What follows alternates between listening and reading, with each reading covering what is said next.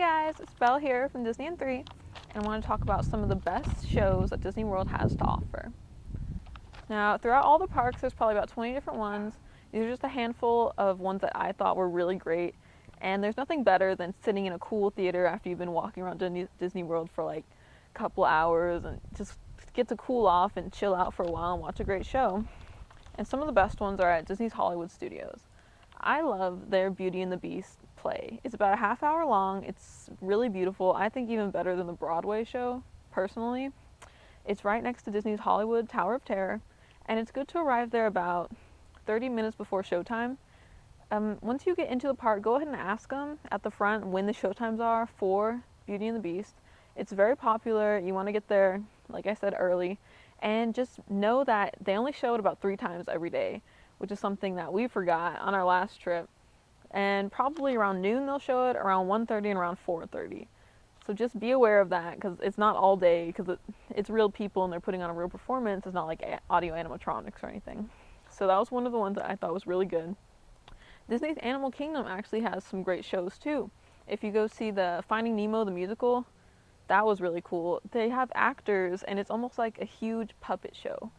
They are dressed like because you're underwater in the ocean, and they're kind of dressed like plant life and sea life, seaweed and little anemones, anemones from Finding Nemo, and they're holding these huge puppets of the fish, and they make them move through the water, and it sounds really weird when I'm describing it, but it's definitely something you don't want to miss. Once again, there's only about 3 showings of this. The last one is usually around 4:30, so make sure you check out the show times before then, because you don't want to miss this production. It's about a half hour long, really cool. Another one in Animal Kingdom that I really liked was the Festival of the Lion King. Once again, it's a lot like the Lion King Broadway show, which is great because you don't have to pay to go see it. It's only a half hour long. You won't get your legs cramped up or anything, but it's a really cool performance. And there's a lot of interactive stuff, a lot of acrobats. Kids love this. It's not just for adults. It's a good time. Okay. Now, another thing that I really like at MGM Studios is more for little kids, but I think parents can really appreciate this. It's called Pixar Countdown to Fun, and it has a lot of kids, like the stars from Disney Channel Junior or Playhouse Disney, but it's a live stage show performance, and kids get to see, like, for example, Bear in the Big Blue House. That's a little bit older character, but you see him on stage. You can see Handy Manny or Mickey Mouse Clubhouse, those kind of characters on stage for your kids.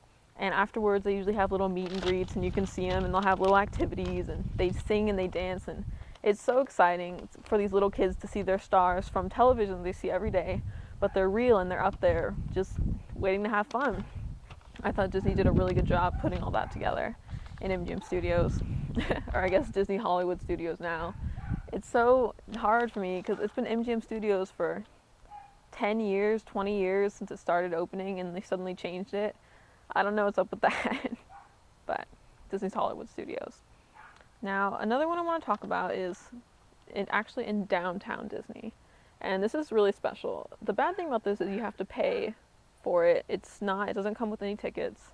It's called Cirque du Soleil's La Nuba, and if you've ever seen a Cirque du Soleil production, you know it's going to be good. There's tons of acrobatics, there's tight ropes and clowns, and it's really cool. It's really amazing to see. Kids love it, adults love it.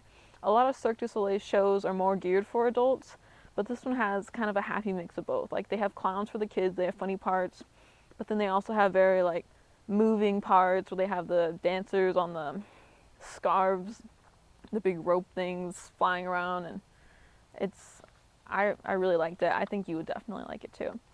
And this last one I thought was really cool, they added this year, is also in Disney's Hollywood Studios. Forgot to mention it before, I'm sorry.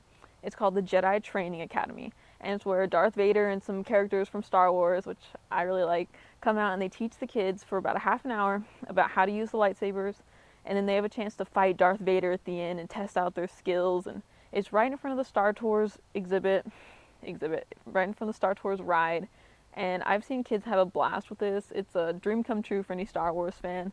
Just check it out if you're in the neighborhood. I think they do it like all day, every day, and just try to have fun. I mean, Shows are fantastic, rides are fantastic, Disney World's fantastic. It doesn't get much better than that. I'll see you next time, guys.